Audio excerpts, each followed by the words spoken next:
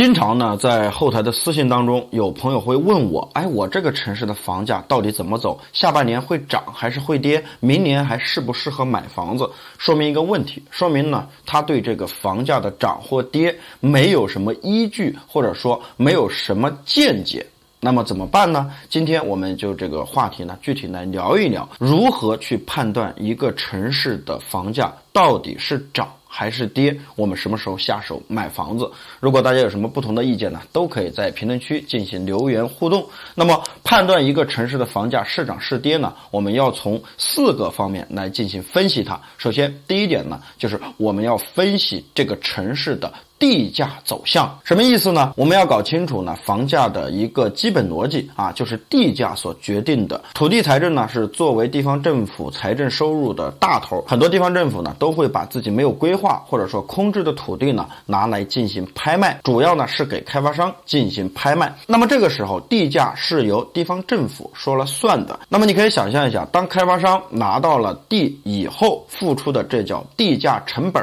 再加上建设的成本，那么到我们老百姓手中，这个房价自然而然就高了。那么我们可以通过呢分析地价的走势来判断这个城市的房价到底是涨还是跌。如果呢近期这个城市的土地交易十分的活跃你会看到呢某某开发商又拿了一块土地，那么预示着这个城市的房价在未来2-3年内至少是不会跌的。但是如果我们说这个城市的土地进行了流拍，那就说明这个城市的房价呢会走下坡路，整个城市的二手房也好，新房也好呢，交易量就会减少，这是我们判断房价走势的一个重要依据。那第二点呢，就是我们要分析这个城市的人口流动性。比如呢，我们说一个很简单的例子，那就是呢，我们的鹤岗。鹤岗呢，曾经是一个资源非常丰富的城市，当时呢，大量的人聚集在这个城市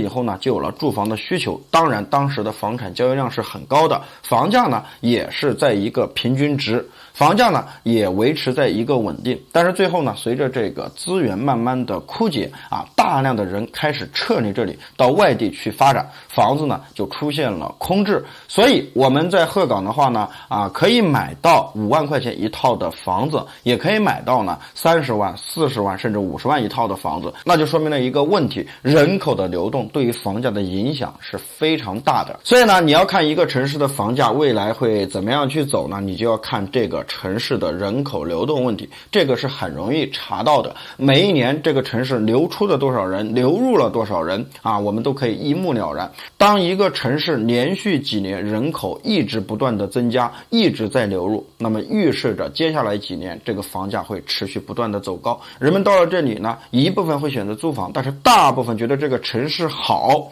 才会流入这个城市，那基本上就会选择在这里买房，买房就增加了房产的交易量，房价就会走高。但如果一个城市连续几年人口一直处于净流出的状态，那么基本上交易量会很少，而且呢价格会持续走低，房子呢会变得有价无市。那么还有第3点呢，我们就要看交易量。怎么样去看交易量呢？房地产市场呢，从交易的角度来看呢，主要分为2个市场，一个呢就是卖方市场，一个呢就是买方市场。什么是卖方市场呢？卖方市场就说明这个城市的房价正在上涨。相信呢大家都知道2017年到2018年的楼市，那个时候呢受到了这个1、2线城市限购限贷的影响，受到了去库存的影响，当时呢全国的房价普涨。如果你具体到城市呢，你会发现不管是1、2线城市还是3、4线城市，这个房价一天都是一个变化，而且很多这个二手的房东基本上都是坐地起价你上午买房子是一个价格，下午买房子是一个价格，总之房价在涨。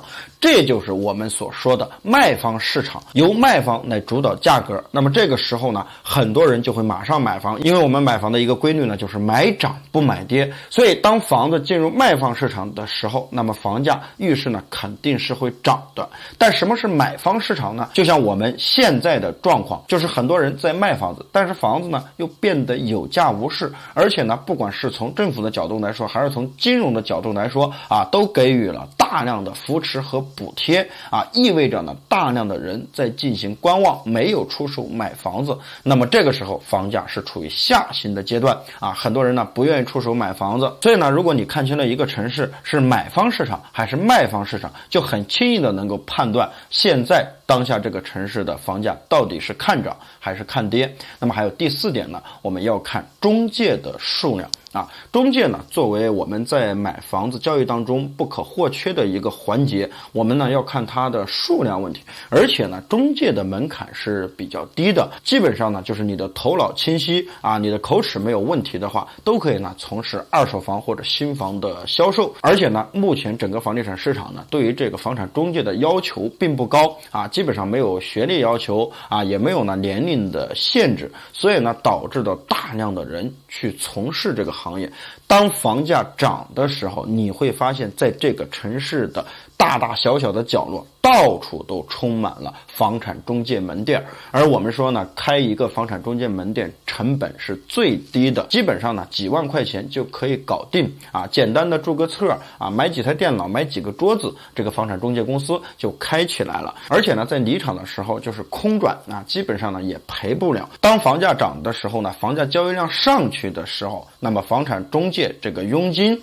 赚的呢就比较多，所以呢很多人愿意去从事。但如果一个城市房价下行的时候，房价交易量减少的时候，那么房产中介门店在短短的几个月之内马上会关闭很多